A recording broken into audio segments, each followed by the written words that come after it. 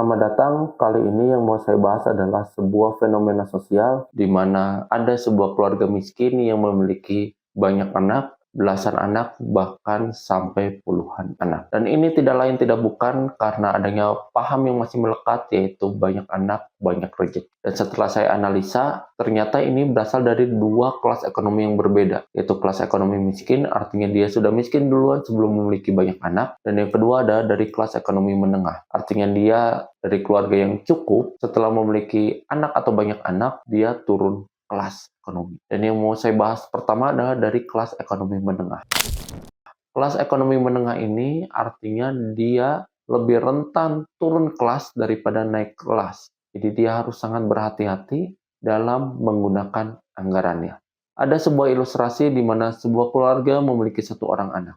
Ayahnya memiliki penghasilan yang sangat cukup, bahkan lebih dari cukup, bahkan bisa sampai 2 digit per bulannya. Sebelum memiliki anak pertama, dia merencanakan untuk menabung senilai 100 juta. Ketika anaknya lahir, 100 juta tersebut dipakai untuk dana pendidikan dan berhasil menyekolahkan anaknya sampai lulus SD dengan uang tabungan tersebut. Kemudian dia berpikir dan merencanakan ulang untuk menabung 100 juta untuk kelahiran anak keduanya nanti. Ketika anak keduanya lahir, dana tersebut juga dipakai untuk dana pendidikan, tapi di sini masalahnya. Dana pendidikan tersebut hanya bisa dipakai mentoknya sampai kelas 3 SD. Kenapa bisa? Karena anak keduanya lahir 3-5 tahun setelah anak pertama. Artinya apa? Ada inflasi dari uang sekolah, dari biaya pendidikan lain-lainnya, dari uang studi tour dan sebagainya. Dan dari sinilah ada sebuah bencana ketika 100 juta tersebut hanya bisa menyekolahkan sampai kelas 3 SD, bagaimana sampai lulus SD, lulus SMP, dan lulus SMA. Sehingga yang tadinya tabungannya surplus sangat banyak, menjadi defisit. Dan akhirnya mau tidak mau, dia turun kelas ekonomi. Harus meminjam sana-sini untuk menyekolahkan anaknya sampai tamat SMA dua-duanya. Dan bahkan ada sebuah riset di mana menyekolahkan atau membesarkan anak dari usia 0 sampai 18 tahun di tahun 2020 itu memerlukan biaya 200-300 juta untuk membesarkan ya, bukan hanya biaya pendidikan saja. Dan di kota besar bisa di atas 500 juta. Yang kedua adalah dari keluarga miskin. Keluarga miskin ini artinya dia udah miskin, udah sangat terbatas penghasilannya sebelum memiliki anak. Ilustrasinya adalah ada seorang ayah yang pekerjaannya sangat terbatas penghasilannya, serabutan, sehingga hanya cukup untuk makan dia sehari-hari beserta dengan istrinya. Artinya penghasilannya sangat pas-pasan, sangat tidak ada tabungan sama sekali. Sehingga kadang-kali harus meminjam sana-sini, kemudian merencanakan memiliki anak. Ketika anaknya lahir, dari sinilah realitas dan masalah kompleksnya timbul.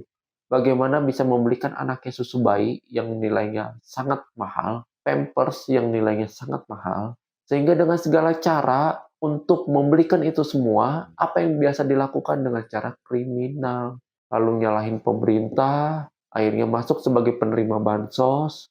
Oke lah, pampers dan susu bayinya bisa teratasi. Tetapi ada masalah selanjutnya. Anaknya bisa mendapatkan pendidikan yang layak atau tidak. Dan akhirnya anaknya tidak bisa mendapatkan pendidikan yang layak. Kasihan anaknya. Di usianya itu bisa masuk TK, SD, seneng main di sekolah, bisa kerja kelompok, mendapatkan ilmu, tetapi anaknya tidak bisa mendapatkan itu sama sekali. Jadi bukan putus sekolah, tapi tidak sekolah sama sekali, dan bahkan dieksploitasi oleh orang tuanya untuk bekerja. Contohnya apa? Menjadi pengamen, pengemis, minta-minta di lampu stopan, seakan-akan kita melihat bahwa anak tersebut tidak memiliki orang tua, padahal orang tuanya ada di sudut-sudut yang tidak terlihat, dan uangnya diberikan kepada orang tuanya. Jadi anak yang dieksploitasi sebagai kuda untuk roda ekonominya. Jadi bukannya orang tuanya bekerja lebih keras gimana caranya supaya anaknya sekolah, tapi anaknya yang dijadikan kuda untuk orang tuanya. Tapi orang tuanya nggak sadar kalau dia gagal menjadi orang tua yang gagal untuk memberikan anaknya akses pendidikan yang layak seperti anak-anak lainnya. Dan bukannya sadar diri, dia malah menambah kegagalan-kegagalan berikutnya dengan adanya anak kedua, ketiga, dan seterusnya. Dan anak-anak itu dipakai sebagai kuda roda ekonominya. Disuruh, kamu ngamen di perempatan sini, kamu ngemis di perempatan sini, uangnya untuk orang tuanya. Jadi, saya pernah mendengar satu pepatah atau argumen dari orang di mana bahwa kesenangannya atau hobinya orang yang berada di bawah garis kemiskinan adalah membuat anak. Awalnya, saya itu tidak setuju dengan kata-kata itu. Tetapi setelah saya analisa, mungkin ada benarnya.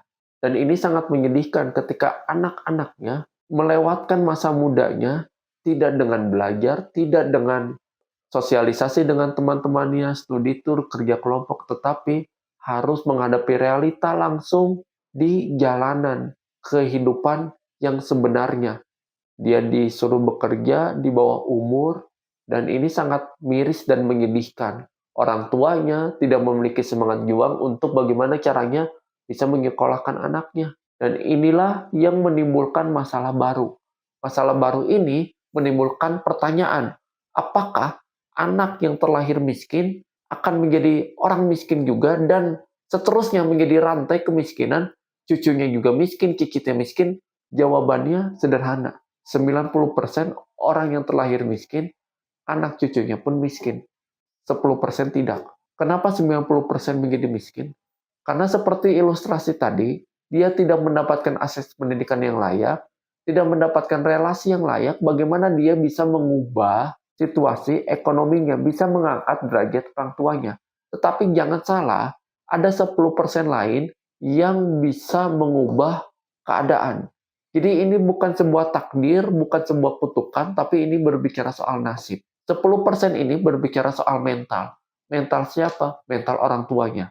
Kalau saya lihat, ada orang tua atau sebuah keluarga yang memang dia sadar berada di bawah garis kemiskinan, tetapi dia tidak mau harga dirinya terinjak-injak, dia tidak mau bermalas-malasan dalam kemiskinan, tetapi dia tetap kerja, keliling kampung, jualan, keliling kampung panas-panasan di bawah terik matahari. Dan itu dia yang sehari-hari anaknya lihat. Di mana orang tuanya berletih-letih untuk mendapatkan uang, meskipun tidak seberapa, bahkan dalam satu hari sama sekali tidak ada yang laku. Anaknya melihat kerja keras dari orang tuanya untuk bisa membiayai sehari-hari makan, sehari-hari anaknya bisa sekolah, sehingga mental itulah lekat ke anaknya. Ingat loh, anak itu menjadikan orang tuanya sebagai teladan karena lingkungan terdekat dari anak itu adalah orang tuanya, keluarganya. Jadi ketika anaknya melihat teladan tersebut, orang tuanya tetap bekerja keras meskipun miskin, tidak rebahan, tidak diam saja, tidak berpasrah pada keadaan.